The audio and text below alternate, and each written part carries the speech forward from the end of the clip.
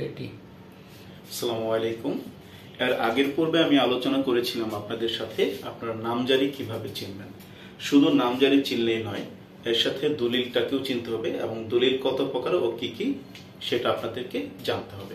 আজকে আমি আলোচনা করব দলিল কত প্রকার ও কি কি। চলুন আমরা চলে যাই সেই আলোচনায়। দলিল অনেক প্রকার হতে পারে, কিন্তু সর্বপ্রথম দলিলটা হচ্ছে আমাদের সাব কবলা দলিল। সাব কবলা দলিলটা হচ্ছে আমরা যে দলিল বা একজনের কাছ থেকে আমরা যে সম্পত্তি ক্রয় করব, ক্রয় করলে যে দলিলটা করে থাকি সেটা হচ্ছে সাব কবলা দলিল। আমাদের দ্বিতীয় নম্বর দলিল হচ্ছে হেবা দলিল। বাবা তার সন্তানদেরকে বা তার স্ত্রীকে তার সম্পত্তি যে দলিলের মাধ্যমে দিয়ে থাকেন সেই দলিলকে বলা হচ্ছে হেবা দলিল। তারপর হচ্ছে আমাদের 3 নম্বর বিল অ্যাজ হেবা দলিল।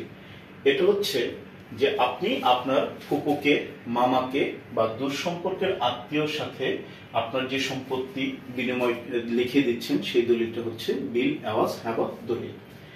দানপত্র দলিল। আপনি আপনার সম্পত্তি যদি কাউকে দান করে দেন সেক্ষেত্রে যে দলিলটা করা হয় তাকে হচ্ছে দানপত্র দলিল। এওয়াজ বদল দলিল। আপনার জমি অন্য আরেকজনের সাথে যদি জমি এক্সচেঞ্জ করেন বা বদল করেন সেটার যে দলিলটা করা হয় তাকে বলা হচ্ছে এওয়াজ বদল দলিল।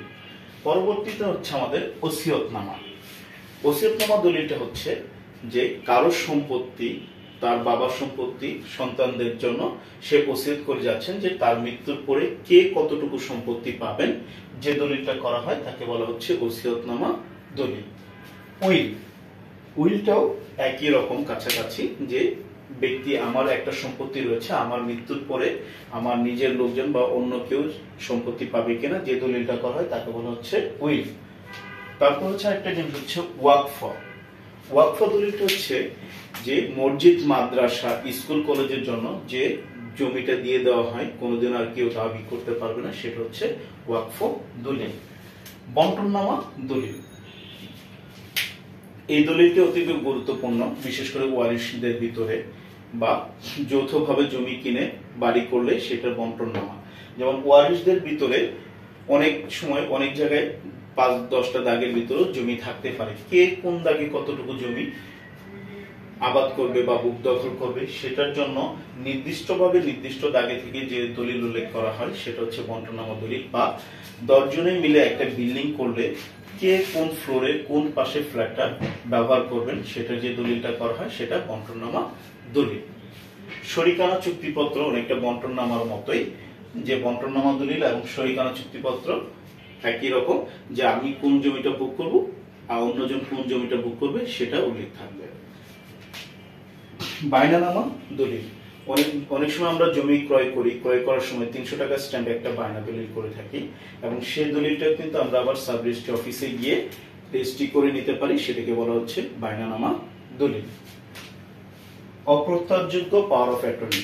আমি যদি দেশের বাইরে চলে যাই বা আমি জমি জমা বিক্রি করতে চাচ্ছি কিন্তু আমি নিজে কাজটা করতে পারতেছি না, অন্য কাউকে দিয়ে করাবো বা সেই ব্যক্তি রেজিস্ট্রি করে দিবেন, তখন তাকে যে ক্ষমতা দেওয়া হয় ব্যাপক আমুক্ত দলিল বা পাওয়ার অফ অ্যাটর্নি তাকে বলা হচ্ছে অপ্রত্যাশযোগ্য ব্যাপক ক্ষমতা সম্পন্ন দলিল। এবং আরো একটি গুরুত্বপূর্ণ দলিল হচ্ছে না দাবি দলিল। যেমন আমার সম্পত্তি, আমার বাবার সম্পত্তি, ওনার অবর্তমানে সেই সম্পত্তির মালিক আমরা হব তার সন্তানরা বা মেয়েরা, সন্তানরাই হবে। এখানে সন্তানদের ভিতরে যদি বোনরা থাকেন, বোনরা যদি বলেন যে আমি সম্পত্তি নিব না, তোমরা ভাই তোমরা শুধু ভোগ করবে, সেক্ষেত্রে তখন তাদের পক্ষ থেকে একটা না দাবি দলিল দিতে হবে যে এই সম্পত্তিতে আমাদের কোনো প্রকার দাবি দেওয়া আর নেই। এবং একটা হচ্ছে যৌথ বন্টননামা দলিল। এটা হচ্ছে ডেভেলপারের ক্ষেত্রে বেশিরভাগ প্রযোজ্য হয়। তারা যখন কারো কাছ থেকে পাওয়ার অফ অ্যাটর্নি বা ব্যাপক ক্ষমতা সম্পন্ন দলিল নিয়ে বিল্ডিং করে থাকেন তখন তারা এই যৌথ বন্টননামা দলিলটা করে থাকেন যে ডেভেলপার কতটুকু অংশ নেবেন এবং কোন ফ্লোরে কোন ফ্ল্যাটগুলো নেবেন এবং ভূমি মালিক কতগুলো ফ্ল্যাট পাবেন এবং কোন ফ্লোরে কতগুলো ফ্ল্যাট থাকবে তার, এবং ফ্ল্যাট নাম্বার দিয়ে চিহ্নিত করে যে দলিলটা করা হয় তাকে বলা হয় যৌথ বন্টননামা দলিল। আজকে আপনাদের সাথে দলিলের প্রকারভেদ নিয়ে আলোচনা করছি। পরবর্তীতে কিভাবে দলিল চিনবেন এবং দলিল চেনার উপায় এই বিষয়গুলো নিয়ে আলোচনা করব। সবাই ভালো থাকবেন।